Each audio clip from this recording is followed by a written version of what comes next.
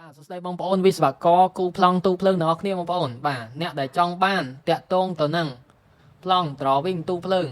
នៅក្នុងរូបនេះគឺជាដុំ ATS បងប្អូនបាទ brand machine អញ្ចឹងបងប្អូនដែលចង់បានកុំភ្លេច search ក្នុង Telegram រកក្រុម BA ជាងភ្លើងបាទនេះ BA ជាងភ្លើងហើយនៅក្រុមហ្នឹងមានឯកសារ quote ក៏មានឯកសារផ្សេងៗក៏មានបាទហើយដើម្បីបាន discounter ដែលឬក៏គ្រឿងទូភ្លើងអីផ្សេងៗហ្នឹងបងប្អូននេះអាចសើចទៅក្នុង website នេះបងប្អូនបាទនេះខ្ញុំដាក់ក្នុងក្រុមនេះបងប្អូនបាទក្នុងក្រុមនេះអញ្ចឹងចុច join ទៅវានឹងនាំទៅ website ដើម្បី download brand machine ហ្នឹងបងប្អូនបាទបាទអញ្ចឹងទាំងអស់គ្នានេះបាទនេះ discounter អីផ្សេងៗហ្នឹងបងប្អូន search មកបងប្អូននេះ DWG បាទហើយនេះ file download បងប្អូនចុចតាមកប៉ាច់មកគឺ download ចូលហើយមាន product ផ្សេងទៀតបងប្អូនអាច search បានកុំភ្លេច search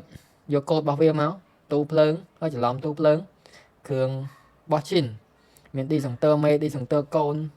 ទូ ATS ជាដើមបងប្អូនបាទអូខេអញ្ចឹងខ្លីខ្លឹម